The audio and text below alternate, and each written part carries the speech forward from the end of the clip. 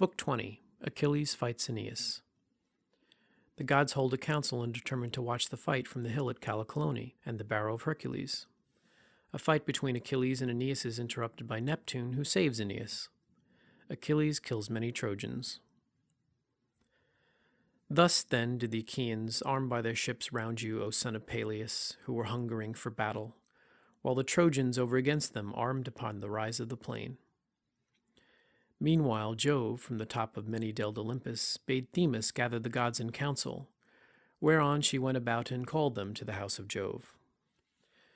There was not a river absent except Oceanus, nor a single one of the nymphs that haunt fair groves or springs of rivers and meadows of green grass. When they reached the house of cloud-compelling Jove, they took their seats in the arcades of polished marble, which Vulcan, with his consummate skill, had made for Father Jove. In such wise, therefore, did they gather in the house of Jove. Neptune also, lord of the earthquake, obeyed the call of the goddess, and came up out of the sea to join them. There, sitting in the midst of them, he asked what Jove's purpose might be. "Why," said he, "wielder of the lightning, have you called the gods in council? Are you considering some matter that concerns the Trojans and Achaeans? For the blaze of battle is on the point of being kindled between them." And Jove answered, "You know my purpose, shaker of earth, and wherefore I have called you hither.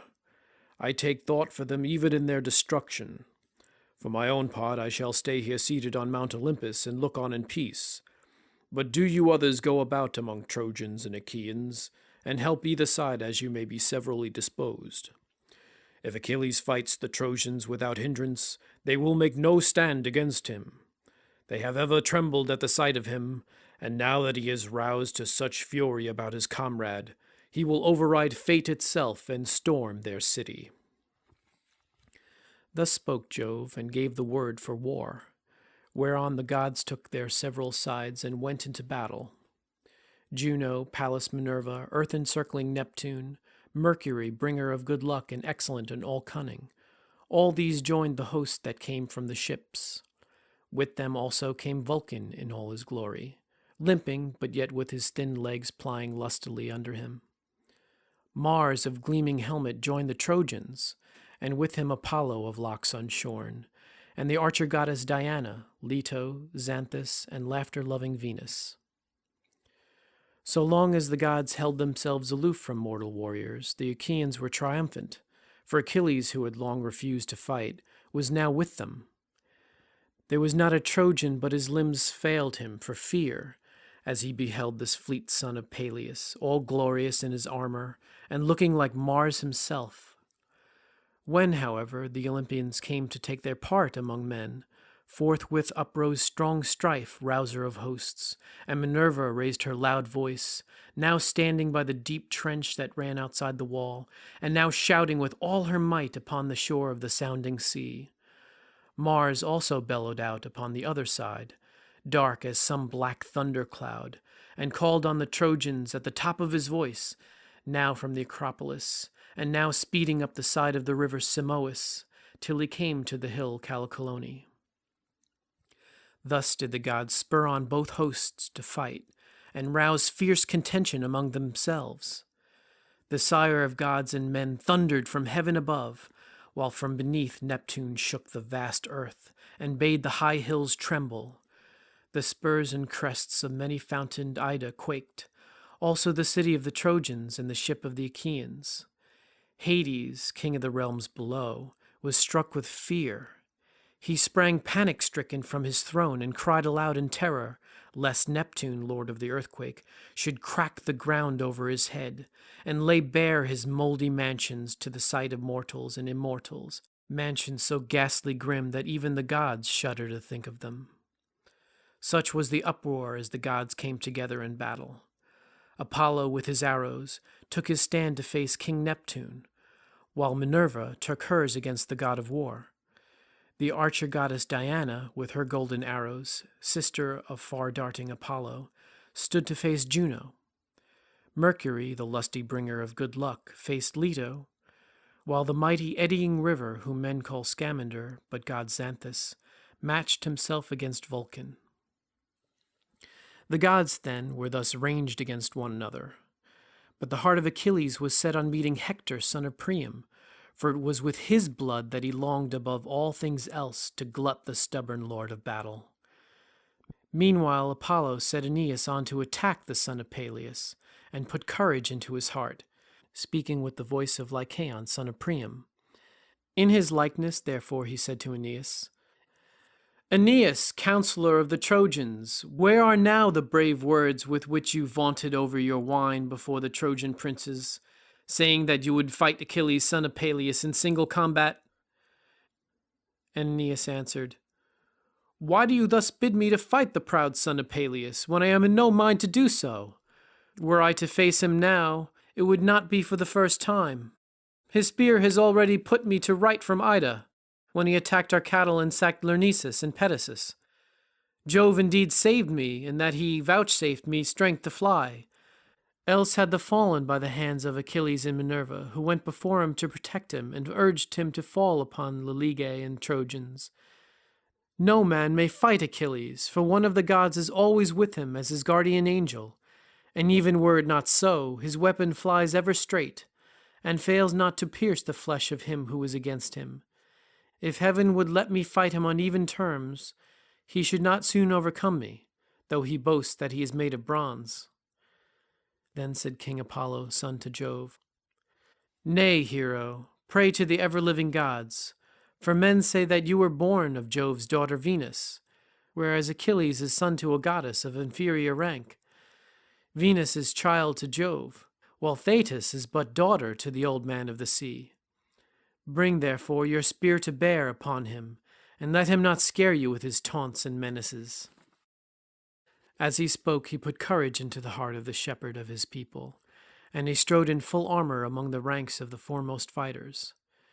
Nor did the son of Anchises escape the notice of white-armed Juno, as he went forth into the throng to meet Achilles. She called the gods about her and said, "Look to it, you two, Neptune and Minerva, and consider how this shall be. Phoebus Apollo has been sending Aeneas clad in full armor to fight Achilles.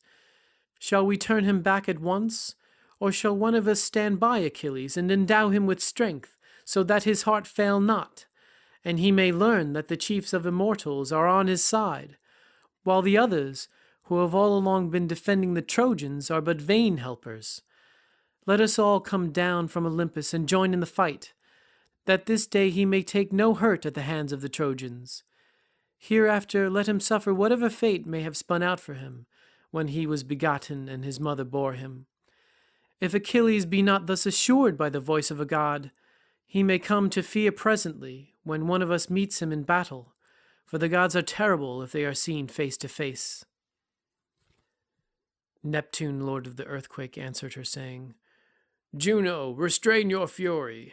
It is not well. I am not in favor of forcing the other gods to fight us, for the advantage is too greatly on our own side. Let us take our places on some hill out of the beaten track, and let mortals fight it out amongst themselves. If Mars or Phoebus Apollo begin fighting, or keep Achilles in check so that he cannot fight, we too will at once raise the cry of battle, and in that case they will soon leave the field and go back vanquished to Olympus among the other gods." With these words the dark-haired god led the way to the high earth barrow of Hercules, built round solid masonry and made by the Trojans and Pallas Minerva, for him to fly when the sea monster was chasing him from the shore onto the plain. Here Neptune and those that were with him took their seats, wrapped in a thick cloud of darkness, but the other gods seated themselves on the brow of Callicolone round you, O Phoebus, and Mars, the waster of cities. Thus did the gods sit apart and form their plans, but neither side was willing to begin battle with the other, and Jove from his seat on high was in command over them all. Meanwhile the whole plain was alive with men and horses, and blazing with the gleam of armor. The earth rang again under the tramp of their feet as they rushed towards each other, and two champions, by far the foremost of them all, met between the hosts to fight, to wit, Aeneas, son of Anchises, and noble Achilles. Aeneas was first to stride forward in the attack, his doughty helmet tossing defiance as he came on. He held his strong shield before his breast, and brandished his bronze spear. The son of Peleus from the other side sprang forth to meet him, like some fierce lion that the whole countryside has met to hunt and kill. At first he bodes no ill, but when some daring youth has struck him with a spear, he crouches open-mouthed. His jaws foam, he roars with fury. He lashes his tail from side to side about his ribs and loins, and glares as he springs straight before him, to find out whatever he is to slay, or be slain among the foremost of his foes. Even with such fury did Achilles burn to spring upon Aeneas. When they were now close up with one another, Achilles was first to speak. "Aeneas," he said, "why do you stand thus out before the host to fight me? Is it that you hope to reign over the Trojans in the seat of Priam? Nay, though you will kill me, Priam will not hand his kingdom over to you. He is a man of sound judgment, and he has sons of his own. Or have the Trojans been allotting you a demesne of passing richness, fair with orchard lawns and corn lands, if you should slay me? This you shall hardly do. I have discomfited you once already. Have you forgotten how when you were alone I chased you from your herds helter-skelter down the slopes of Ida? You did not turn round to look behind you. You took refuge in Lyrnessus, but I attacked the city, and with the help of Minerva and Father Jove I sacked it, and carried its women into captivity, though Jove and the other gods rescued you. You think they will protect you now, but they will not do so. Therefore I say, go back into the host, and do not face me, or you will rue it. Even a fool may be wise after the event." Then Aeneas answered, "Son of Peleus, think not that your words can scare me as though I were a child. I too, if I will, can brag and talk unseemly. We know one another's race and parentage as matters of common fame, though neither have you ever seen my parents, nor I yours. Men say that you are son to noble Peleus, and that your mother is Thetis, fair-haired daughter of the sea. I have noble Anchises for my father, and Venus for my mother. The parents of one or other of us shall this day mourn a son, for it will be more than silly talk that shall part us when this fight is over. Learn then my lineage if you will, and it is known to many. In the beginning Dardanus was the son of Jove, and founded Dardania, for Ilias was not yet established on the plain for men to dwell in, and her people still abode on the spurs of many-fountained Ida. Dardanus had a son, King Erichthonius, who was the wealthiest of all men living. He had 3,000 mares that fed by the water meadows, they and their foals with them. Boreas was enamored of them as they were feeding, and covered them in the semblance of a dark-maned stallion. 12 filly foals did they conceive and bear him, and these, as they sped over the rich plain, would go bounding on over the ripe ears of corn, and not break them. Or again, when they would disport themselves on the broad back of ocean, they could gallop on the crest of a breaker. Erichthonius begat Tros, king of the Trojans, and Tros had 3 noble sons, Ilus, Assaracus, and Ganymede, who was the comeliest of mortal men. Wherefore the gods carried him off to be Jove's cupbearer, for his beauty's sake, that he might dwell among the immortals. Ilus begat Laomedon, and Laomedon begat Tithonius, Priam, Lampus, Clytius, and Hicetaon of the stock of Mars. But Assaracus was father to Capys, and Capys to Anchises, who is my father, while Hector is son to Priam. So I do declare my blood and lineage, but as for valor, Jove gives it or takes it as he will, for he is lord of all. And now let there be no more of this prating in mid-battle, as though we were children. We could fling taunts without end at one another. 100-oared galley would not hold them. The tongue can run all whithers and talk all wise. It can go here and there, and as a man says, so shall he be gainsaid. What is the use of our bandying hard like women, who when they fall foul of one another go out and wrangle in the streets, one half true and the other lies, as rage inspires them? No words of yours shall turn me now that I am fain to fight. Therefore let us make trial of one another with our spears." As he spoke, he drove his spear at the great and terrible shield of Achilles, which rang out as the point struck it. The son of Peleus held the shield before him with his strong hand, and he was afraid, for he deemed Aeneas' spear would go through it quite easily, not reflecting that the god's glorious gifts were little likely to yield before the blows of mortal men. And indeed Aeneas' spear did not pierce the shield, for the layer of gold, gift of the gods, stayed the point. It went through 2 layers, but the god had made the shield in 5, 2 of bronze, the 2 innermost ones of tin, and 1 of gold. It was in this that the spear was stayed. Achilles in his turn threw, and struck the round shield of Aeneas at the very edge, where the bronze was thinnest. The spear of Pelian ash went clean through, and the shield rang under the blow.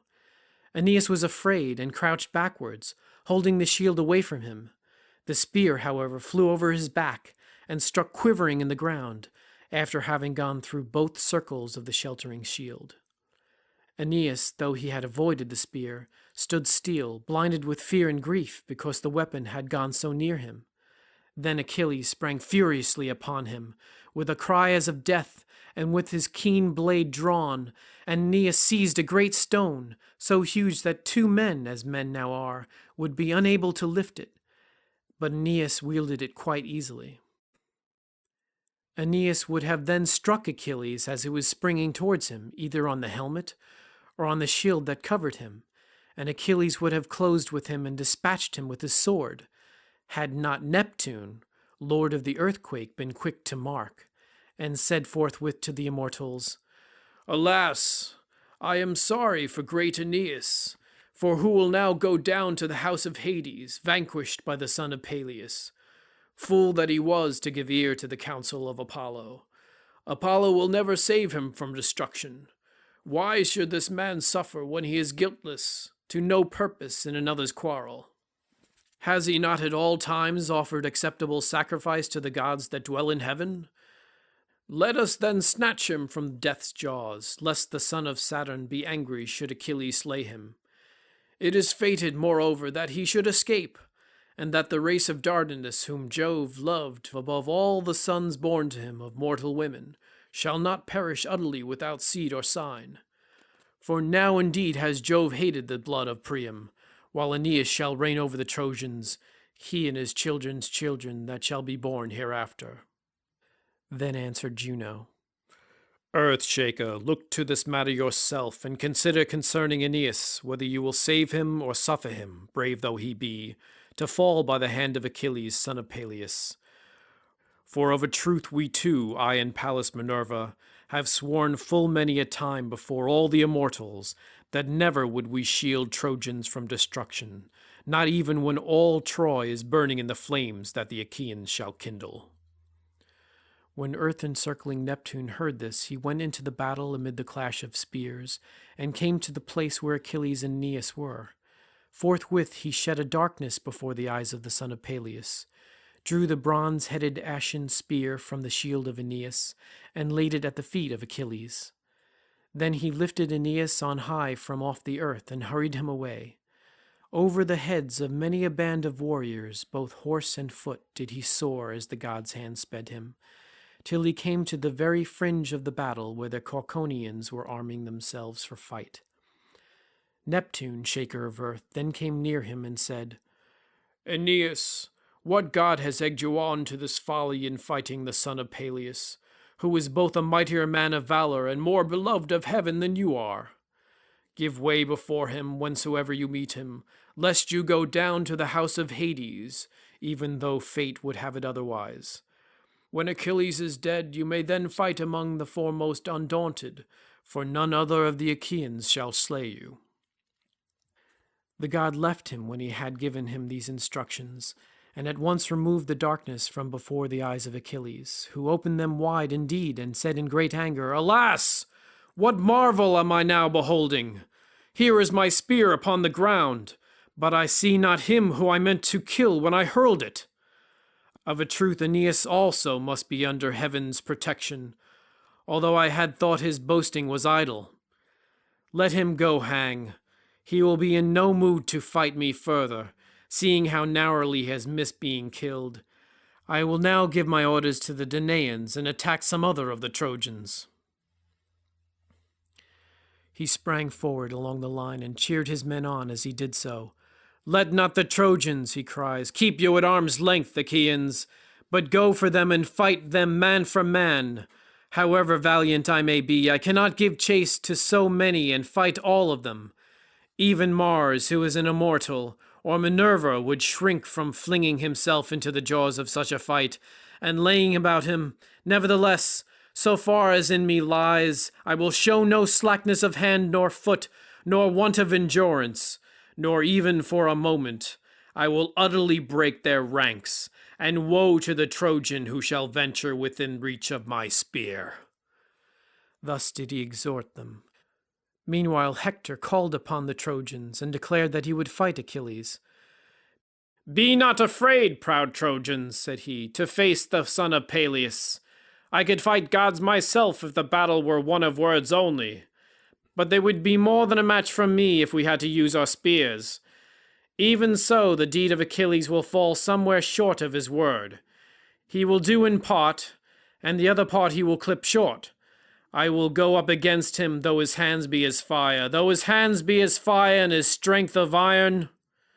Thus urged, the Trojans lifted up their spears against the Achaeans, and raised the cry of battle as they flung themselves into the midst of their ranks. But Phoebus Apollo came up to Hector and said, "Hector, on no account must you challenge Achilles to single combat. Keep a lookout for him when you are under cover of the others and away from the thick of the fight. Otherwise he will either hit you with a spear or cut you down at close quarters."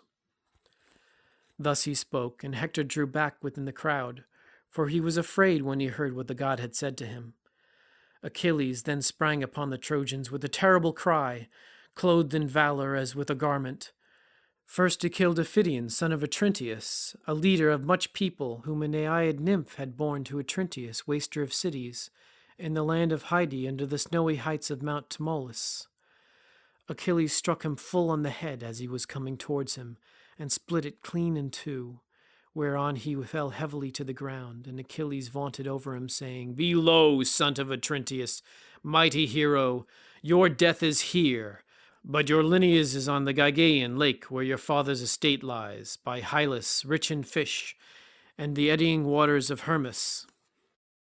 Thus did he vaunt, but darkness closed the eyes of the other.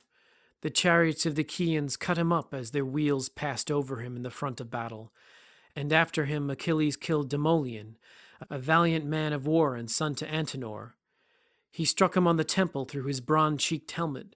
The helmet did not stay the spear, but it went right on, crushing the bone, so that the brain inside was shed in all directions, and his lust of fighting was ended. Then he struck Hippodamus in the midriff as he was springing down from his chariot in front of him, and trying to escape. He breathed his last, bellowing like a bull bellows when young men are dragging him to offer him in sacrifice to the king of Helice, and the heart of the earth-shaker is glad. Even so did he bellow as he lay dying. Achilles then went in pursuit of Polydorus, son of Priam, whom his father had always forbidden to fight because he was the youngest of his sons, the one he loved best, and the fastest runner. He and his follow, in showing off the fleetness of his feet, was rushing about among front ranks until he lost his life. For Achilles struck him in the middle of the back as he was darting past him. He struck him just at the golden fastenings of his belt, and where the two pieces of the double breastplate overlapped. The point of the spear pierced him through and came out by the navel, whereon he fell groaning onto his knees, and a cloud of darkness overshadowed him, as he sank holding his entrails in his hands. When Hector saw his brother Polydorus with his entrails in his hands and sinking down upon the ground, a mist came over his eyes, and he could not bear to keep longer at a distance. He therefore poised his spear and darted toward Achilles like a flame of fire. When Achilles saw him, he bounded forward and vaunted, saying, "This is he that has wounded my heart most deeply, and has slain my beloved comrade. Not for long shall we two quail before one another on the highways of war." He looked fiercely on Hector and said, "Draw near, that you may meet your doom the sooner." Hector feared him not, and answered, Son of Peleus, think not that your words can scare me as though I were a child. I too, if I will, can brag and talk unseemly. I know that you are a mighty warrior, mightier by far than I. Nevertheless, the issue lies in the lap of heaven, whether I, worse man though I be, may not slay you with my spear, for this too has been found keen ere now. He hurled his spear as he spoke, but Minerva breathed upon it, and though she breathed but very lightly, she turned it back from going towards Achilles, so that it returned to Hector, and lay at his feet in front of him. Achilles then sprang furiously on him with a loud cry, bent on killing him, but Apollo caught him up easily as a god can, and hid him in a thick darkness. Thrice did Achilles spring towards him spear in hand, and thrice did he waste his blow upon the air. When he rushed forward for the fourth time, as though he were a god, he shouted aloud, saying, Hound, this time too you have escaped death, but of a truth it came exceedingly near you. Phoebus Apollo, to whom it seems you pray before you go into battle, has again saved you. But if I too have any friends among the gods, I will surely make an end of you when I come across you at some other time. Now, however, I will pursue and overtake other Trojans. On this he struck Dryops with his spear about the middle of his neck, and he fell headlong at his feet. There he let him lie, and stayed Demouchus, son of Philetor, a man both brave and of great stature, by hitting him on the knee with a spear. Then he smote him with his sword and killed him. After this he sprang on Laogonus and Dardanus, son of Bias, and threw them from their chariot, the one with a blow from a thrown spear, while the other he cut down in hand-to-hand fight. There was also Tros, the son of Alastor. He came up to Achilles and clasped his knees in the hope that he would spare him and not kill him, but let him go, because they were both of the same age. Fool, he might have known that he should not prevail with him, for the man was in no mood for pity or forbearance, but was in grim earnest. Therefore, when Tros laid hold of his knees and sought a hearing for his prayers, Achilles drove his sword into his liver, and the liver came rolling out, while his bosom was all covered with the black blood that welled from the wound. Thus did death close his eyes as he lay lifeless. Achilles then went up to Mulius and struck him on the ear with a spear, and the bronze spear head came right out through the other ear. He also struck Echeclus, son of Agenor, on the head with his sword, which became warm with the blood, while death and stern fate closed the eyes of Echeclus. Next in order, the bronze point of his spear wounded Deucalion in the forearm, where the sinews of the elbow are united, whereon he awaited Achilles' onset with his arm hanging down and death staring him in the face. Achilles cut his head off with a blow from his sword and flung it helmet and all away from him, and the marrow came oozing out of his backbone as he lay. He then went in pursuit of Rigmus, noble son of Peres, who had come from fertile Thrace, and struck him through the middle with a spear which fixed itself in his belly, so that he fell headlong from his chariot. He also speared Areithus, squire to Rigmus, in the back, as he was turning with horses in flight, and thrust him from his chariot while the horses were struck with panic. As a fire raging in some mountain glen after long drought, and the dense forest is in a blaze, while the wind carries great tongues of fire in every direction, even so furiously did Achilles rage, wielding his spear as though he were a god, and giving chase to those whom he would slay, till the dark earth ran with blood, or as one who yokes broad-browed oxen, that they may tread barley in a threshing floor, and it is soon bruised small under the feet of the lowing cattle. Even so did the horses of Achilles trample on the shields and the bodies of the slain. The axle underneath and the railing that ran round the car were bespattered with clots of blood thrown up by the horses' hooves, and from the tires of the wheels. But the son of Peleus pressed on to win still further glory, and his hands were bedrabbled with gore.